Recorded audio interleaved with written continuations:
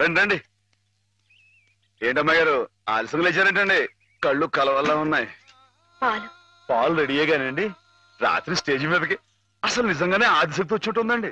చూశారు కదండి రాత్రి మీరు వచ్చిన వంగత వాళ్ళందరినీ ఎలా ఉతికి పారేశారో. రాత్రి దెబ్బతో నాకు గట్టి నమ్మకం వచ్చేసిందండి. నాకు ఎప్పుడు ఏ ఆపద వచ్చినా మీరు వచ్చి కాపాడేస్తారని. నువ్వు జాగ్రత్తగా ఉంటే నీకు ఆపదలు ఎందుకు వస్తాయి? అసలు ఎదుటి వాడిని చదవగలిగే లౌక్యం నీకు రావాలని రోజు దేవుడికి దండం పెట్టుకుంటున్నాను. నిజమా అమ్మాయి గారు? రోజు నా గురించి మీరు దేవుడికి దండం పెట్టుకుంటారా? పాలు చూడు. బాగుంది నాన్న. బాగుందండి. శుభం. మరి అబ్బాయికి అమ్మాయి నచ్చింది కాబట్టి ఆ ఇచ్చిపుచ్చుకోవడాలు కూడా మరి బాబు అబ్బాయి గారికి అమ్మాయి గారు పాస్ అయిపోయి సరే అండి. మరి అమ్మాయి గారికి అబ్బాయి గారు పాస్ అవ్వట్లేదు ఏంటండి? అయ్య బాబా. వెళ్తాం గారు మిమ్మల్ని కొంచెం బయటికి రండి. రండి. అమ్మాయి గారు మీకు పెళ్లి కొడుకు అన్ని విధాలా నచ్చితేనే ఈ పెళ్లి జరుగుతుంది, లేకపోతే జరగదు. చెప్పండి మీకు అబ్బాయి నచ్చాడా? ఆడపిల్లలు నువ్వు ఇట్ట అడగగానే అట చెప్పేస్తారా? రైటే లేండి.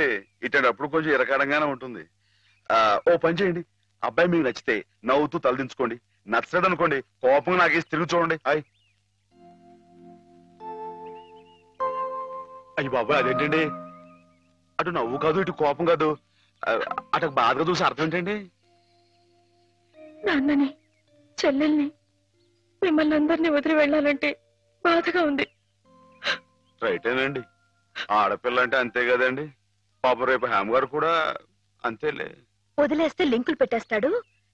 నీకాయన నచ్చారా లేదా అది చెప్పు.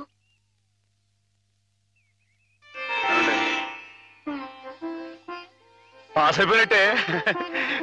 మా అమ్మాయి గారికి అబ్బాయి గారు పాస్ అయిపోయారండి. ఇక పెళ్లి ఏర్పాటు చేసేసుకోండి. శుభం. అయితే కట్న కానుకల విషయాలు కూడా మరి ఏమండి మేమే బంగారం అంటే ఆడపిల్లలు ఇస్తుంటే ఇంకా ఎదురుడుతారండి బాబు. నువ్వు ఊరుకో. సంతలో పశువుని పెట్టి బేరం ఆడినట్టు నన్ను మధ్యలో పెట్టి బేరం ఆడడం నాకు సుతరాం ఇష్టం లేదు. నేను అలా బయట నుంచి ఉంటాను, మీరు మాట్లాడుకోండి. మా వాడు చిన్నప్పటి నుంచి అంతేలేండి. కొన్ని పద్ధతులున్న మనిషి, మధ్యతరగతి వాళ్ళం కదా. తప్పని తెలిసినా కొన్ని బాధ్యతలను నెరవేర్చడానికి కొన్ని పనులు చేయక తప్పదు. మరి ఏమంటారు బావగారు? అవన్నీ ఎందుకండి, ఆ పుచ్చుకునేది ఏదో ఒక ముక్క మా మనసులో వేయండి. ఒక 50,000 అయితే సబబుగా ఉంటుందంటారు. సరే బావగారు, మీ సంబంధం మాకు నచ్చిందండి. త్వరలోనే ముహూర్తాలు పెట్టుకుందాం. వస్తామండి. నమస్కారం. విన్నావటే 50,000 కట్టడం కానీ ఒక క్షణం ఆలోచించకుండా ఒప్పేసుకోండి మీ అన్నయ్య గారు. అంతటితో ఆగుతుందా? లాంఛనాలని అవని ఇవని ఇంకా అమాం బాపతు ఇంకో 10,000 దేగుతుంది. కాస్త దేగితే మాత్రం తప్పే ఉందండి. మంచి సంబంధం అనుకున్న తర్వాత ఒరే డబ్బు గురించిన ఆలోచన ఎందుకు బాబు గారు? ఈ ఇంటిని అమ్మేస్తాను. జోకులు ఎత్తున్నారా బాబు గారు? లేదయ్యా, నిజంగానే అమ్మేస్తాను. తాతల నాటి ఆస్తి ఈ ఇంటిని అమ్మేస్తారా? అవును బాబు గారు. నాకు కుర్రాడు నచ్చాడు, అతని క్రమశిక్షణ నచ్చింది. ఈ రోజు లెక్కల ప్రకారం వాళ్ళు ఏమీ ఆకాశంలో లేరమ్మా. చాలా సబబుగానే అడిగారు. అయినా రేపు మీరు మాత్రం అడగరా? మీరు అడగకపోయినా నా బాధ్యతగా నేను ఇవ్వద్దా చెప్పండి? అందుకే ఇంటిని అమ్మేసేయాలనే నిశ్చయానికి వచ్చాను. మీ ఎరుకలో ఏదైనా మంచి బేరం ఉంటే చూడండి బాబుగారు. కాస్త ఇంటిని శ్రద్ధగా చూసుకునే మనుషులను చూడండి.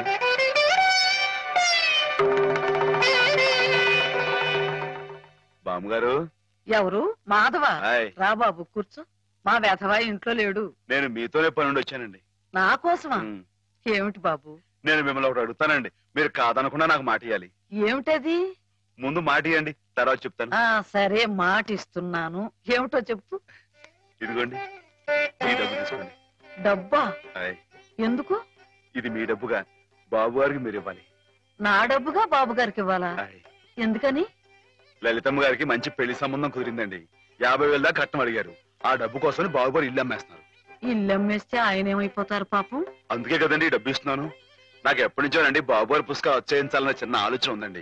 ఆ కోరిక ఉపయోగించుకుని ఈ డబ్బు బజార్ కింద ఇచ్చామనుకోండి, ఆ పెళ్లి ఖర్చుకి ఉపయోగపడుతుంది, ఆ ఇల్లు నిలుస్తుందండి. అవును, ఇంత డబ్బు ఎక్కడిది నీకు?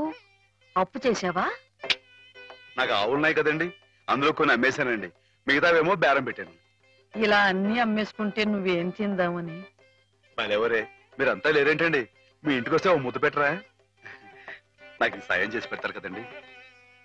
మారేడు దళం శివుని పాదాలు తాకాలంటే ఏ చేతులు కాదంటాయి? ఎంత దొడ్డ మనసురా నాయనా నీది.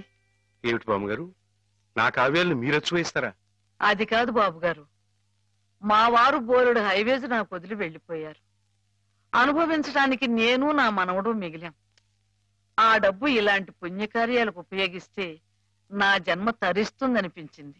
బామ్మగారేంటండి పొద్దునే జన్మలు అయ్యి అంటున్నారు? నాన్నగారు పుస్తకాలన్నీ బామ్మగారు అచ్చు వేస్తారట మాధవ.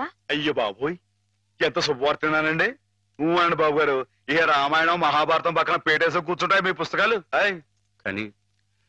కానీ నా పుస్తకాల మీద మీకు రాబడి పెద్దగా ఉండకపోవచ్చు బామ్మగారు. మాకు పైసా రాబడి రాకపోయినా పర్వాలేదు బాబు గారు. ఒక మహాకవి రాసిన అపురూప గ్రంథాలు వెలుగు చూడాలి. మీరేమిటో, మీ కళానికున్న శక్తి ఏమిటో 10 మందికి తెలియాలి. ఏం మాధవ? లక్ష విలువ చేసే మాట అన్నారండి. ఆ మాటతో పాటే భజానగా ఇంత ఇప్పించేస్తే ఈ విషయం పాస్ అయిపోద్దండి. మాధవ, బేరాలు ఆడడానికి భజనాలు పుచ్చుకోవడానికి ఇది నువ్వు పశువుల సంతకెళ్ళి చేసే పశువుల బేరం అనుకున్నావుటయ్యా? ఇటువంటివి నచ్చవు నాకు. రైటే బాబు, ఇప్పుడు ఆవులు గేదెల మధ్య గడిపేవాడిని. అంతవరకు ఆలోచించాను. తప్పే. మాధవేం తప్పుగా అనలేదు బాబు గారు.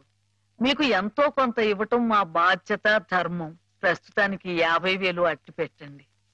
ఇప్పుడు ఎందుకు బామ్మగారు? రేపు పుస్తకాలన్నీ అచ్చయిన తర్వాత ఏకమొత్తంగా ఎదురుగాని ఉంచండి బాబు గారు. పెద్దమ్మాయి గారు పెళ్ళని కూడా అనుకుంటున్నారట కదా, దేనికైనా అక్కడికి వస్తుంది. బామ్మగారు మాట కాదనకండి బాబు, ఉంచండి. మన అవసరం పాస్ అయిపోతుంది. ఇచ్చేయండి.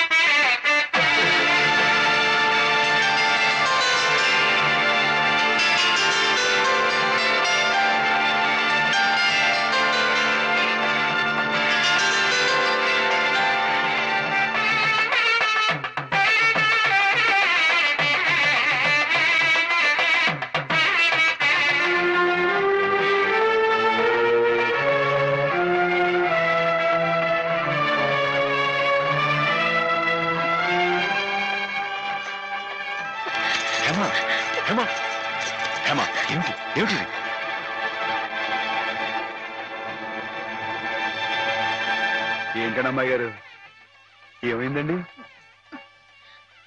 ఏం లేదు.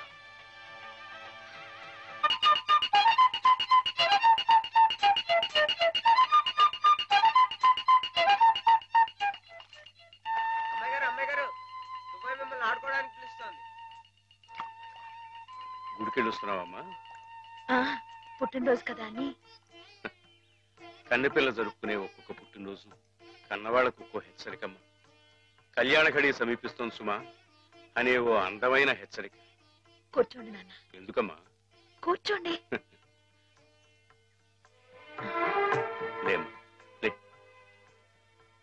ఈ పుట్టినింటి మహారాణి, మెట్టినింటి మహారాణి పిల్లపాపలతో సుఖ సంతోషాలతో వర్ధిల్లాలమ్మా. అన్నట్టు మీ అక్కయ్య నీకు ఉత్తరం రాసిందమ్మా. ఏం రాసింది నాన్న? నీకు పుట్టినరోజు శుభాకాంక్షలు పంపింది.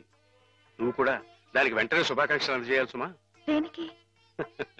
మీ అక్కయ్య నన్ను తాతం చేయబోతోందమ్మా.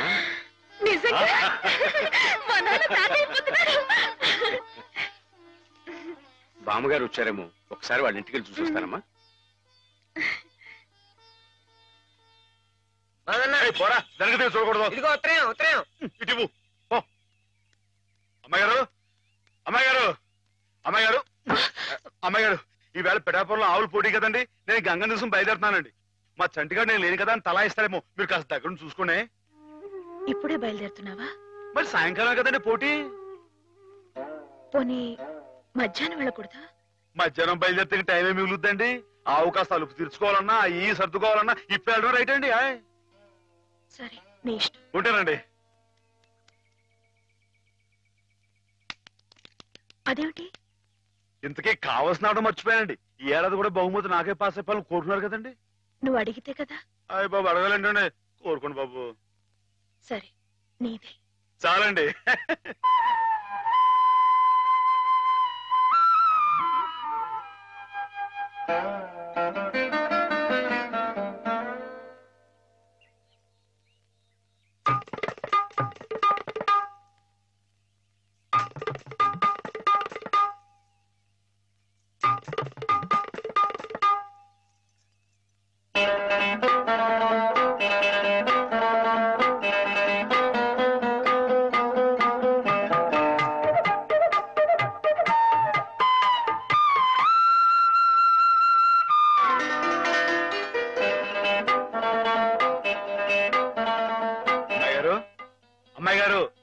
అమ్మాయి గారు, అయ్యో ఇంకా పడుకున్నారేంటండి? ఈవేళ మీ పుట్టినరోజు. లేవండి. అబ్బా లేవండి. కూర్చోండి. ఇదిగోండి, ఈ ఎన్నపూస ఒంటికి రాసుకుని ఈ మేగడతో మొహం రుద్దుకుని ఈ పాలతో తలారా స్నానం చేయండి. పాలతో స్నానం చేయడానికి నేనేం దేవతనా? కాకపోవడం ఏంటండి, అంతకన్నా ఎక్కువేనండి. రానంటే చంపేస్తామని వచ్చాను కానీ లేకపోతే వాళ్ళు వచ్చేవాడు కదా బాబు. ఏం పాపం? అంతర్వేది వెళ్లాల్సింది. ఎందుకో? మా ఆవిడ సముద్ర స్నానం చేద్దాం రమ్మంది. ఏమిటి విశేషం? ఇవాళ కార్తీక పౌర్ణమయ్యా బాబు. అందుకే కాబోలు అమ్మాయి గారు మధ్యాహ్నం వెళ్ళకూడదా అన్నారు. బండలకు తిప్పు. దేనికి? ఈ ఏళ అమ్మాయి